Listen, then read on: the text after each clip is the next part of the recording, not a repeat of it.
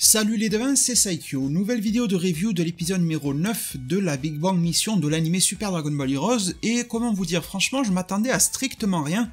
Pour tout vous dire, j'ai même laissé passer plusieurs jours avant de le regarder, d'habitude je le regarde le jour où il sort, là non, j'avais d'autres trucs à faire, d'autres préoccupations, d'autres pensées et tout ça. J'ai laissé passer, j'ai pas priorisé l'épisode, et franchement après l'avoir vu, c'est peut-être parce que j'avais fixé mes attentes au niveau -10, mais en tout cas, j'ai plutôt été agréablement surpris par l'épisode. Toujours pareil, vous le savez, ça souffre énormément du fait que ça dure que 8 minutes. Mais c'était 8 minutes plutôt bien remplies, et je trouve que cet épisode-là nous a prouvé que dans Super Dragon Ball Heroes, il peut y avoir plein de bonnes idées qui sont développées. Je sais pas si vous l'avez ressenti ou non. Avant de vous les détailler, j'aimerais quand même revenir sur quelque chose et confirmer ma pensée sur ce point, et vous me direz en zone de commentaire ce que vous en pensez. Je trouve que le vœu qui a été formulé auprès de Super Shenron par Beerus, Champa, c'est le vœu le plus con de la Terre, on va leur donner une médaille à eux. Encore une fois, pourquoi est-ce qu'ils ont demandé à sécher l'arbre et tout ça, au lieu de le faire disparaître? Putain de merde, désolé, mais il a suffi à Few de retrouver des pouvoirs pour redonner de la vitalité à l'arbre, il a suffi d'insuffler de l'énergie dans l'arbre. Le vœu auprès de Super Shenron, il a juste servi à ralentir le truc. Tu dis à Super Shenron de péter la gueule à cet arbre, il n'existe plus, comme s'il n'était jamais apparu. Super Shenron peut exaucer absolument tous les vœux, il peut le faire. Pourquoi ne pas l'avoir demandé? Pourquoi faire un vœu qui te laisse dans une situation ambiguë? Tu sais pas trop si c'est terminé ou pas terminé. Et la preuve, c'était pas terminé parce que Few, roi des démons, a pu ranimer l'arbre. En tout cas, partiellement. Donc je m'interrogeais sur ce point il y a quelques semaines, et franchement, ma pensée est plus que confirmée. C'était d'une bêtise extrême de faire ce vœu-là. En tout cas, de le formuler comme ça. L'arbre, il est toujours là, il demandait juste à retrouver un petit peu de vitalité, il fallait juste l'arroser, quoi, c'est tout. Si Beerus avait fait son vœu correctement, l'arc, il serait presque terminé, il faudrait taper la gueule de Mechikabura, et puis voilà, ça y est, on n'en parle plus.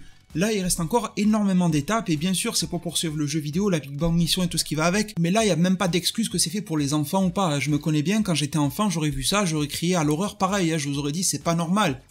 Enfin, je me serais dit à moi-même, c'est pas normal du tout, ce vœu. Même moi qui étais petit, j'avais 8 ans, je sais pas quel âge, je me serais dit, mais j'aurais demandé à détruire l'arbre. Et je pense que les petits japonais pensent exactement la même chose que moi, et je pense que vous tous qui m'écoutez êtes à peu près sur la même longueur d'onde, rassurez-moi. En tout cas, ça aurait été le seul point noir, je trouve, de cet épisode-là, hormis les problèmes de structure liés à sa nature même de court épisode de 8 minutes, franchement c'était cool. J'ai beaucoup apprécié le fait que le clan des démons se divise, chose qui a déjà été mise en avant dans Dragon Ball Heroes depuis plusieurs années, mais étant donné qu'un anime a plus de portée qu'un jeu vidéo, ben là tout le monde s'en rend compte quoi. J'aime bien le fait qu'il y ait des batailles à l'intérieur d'un propre camp, parce que là faut pas considérer que Demigra c'est un poteau. Pas forcément en tout cas, mais du coup, il a des objectifs totalement contraires, encore plus contraires, il a des objectifs totalement contraires à ceux de Mira et Towa, et donc il va aider les végétaux à venir à bout de cette nouvelle menace. Il est fort probable que Demigra après se trouve être un nouvel ennemi pour la Z-Team, mais pas pour le moment, et ça j'aime bien. C'est un peu l'effet DC Comics que j'apprécie, pourtant je suis pas le plus grand fan de la Terre des comics, mais dans les DC Comics, j'apprécie le fait qu'à l'intérieur des gentils et des méchants, il y a différents groupes, c'est pas binaire, il y a les méchants, il y a les gentils, à l'intérieur de chacun des deux groupes, il y a des sous-classifications, il y a des inimitiés, il y a des amitiés, et ça Dragon Ball Heroes arrive un petit peu, depuis quelques années, à reprendre un peu cette essence-là, et il le transpose désormais dans l'anime, chose intéressante. J'ai beaucoup aimé le fait que grâce à l'apport des pouvoirs, la boule violette, désolé je me rappelle plus du nom tellement c'était ridicule, mais grâce à cette boule violette d'énergie, issue de Mechikabura et compagnie, Few a pu reprendre les pouvoirs et le flambeau de Mechikabura, mais ce n'est pas tout, c'est pas juste un power-up, c'est aussi il a pris conscience de qui il est, de qui sont ses parents créateurs, quelles sont ses origines, quelle est sa filiation avec Mechikabura, car il en est entre guillemets le petit-fils. Et on sent que le personnage a pris tout d'un coup de la hauteur, un nouveau niveau de prestance, et d'ailleurs, même si je n'aime pas trop son chara-design, avec son monocle comme si c'était Jean-Marie Le Pen, j'aime bien sa veste, là, une espèce de truc à la Doflamingo, peu en mode mix avec une aura d'Ultra Instinct ou de Jiren là, quand il était full power. J'aime bien ça, heureusement qu'il a ça au-dessus de lui, parce que franchement quand il l'a pas, bof, je suis pas très séduit par son chara-design, même si ça reste peut-être un petit peu mieux que le précédent, on aurait dit un adulte de 45 ans qui met un petit short. Mis à part Joule en été, je connais pas trop qui fait ça, donc le chara-design est légèrement meilleur que le précédent, mais il me séduit pas des masses. De l'autre côté, j'ai bien aimé la confrontation avec Végéto, j'ai bien aimé l'assurance de Végéto, quand il lui dit « Bon, ben enfin, tu te bats un petit peu mieux quand même ».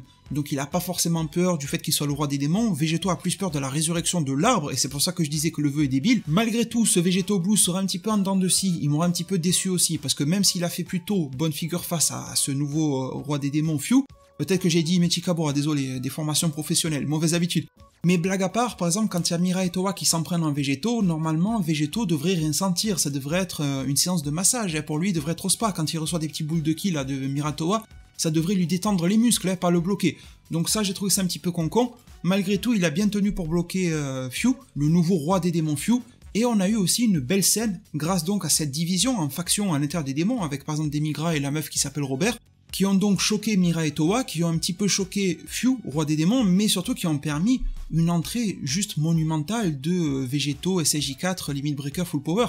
Il est arrivé, on aurait dit Doctor Strange, il est arrivé de haut comme ça, avec une lumière derrière lui, il manquait plus qu'une cape quoi. Le fait de voir interagir les deux végétaux, alors j'ai peur que nos espoirs ne donnent pas trop naissance à quelque chose de beau en réalité, parce que certes les deux végétaux sont réunis, mais soit ils vont être séparés entre divers ennemis, moi j'aurais aimé les voir se battre ensemble, de concert, et je pense que le Blue va pas tarder à être défusionné, à perdre ses pouvoirs, pour laisser la part belle à celui-ci. On verra bien comment ça va se passer, mais en tout cas j'aimerais de tout cœur qu'il y ait une attaque de Ki ou un délire comme ça combiné entre les deux.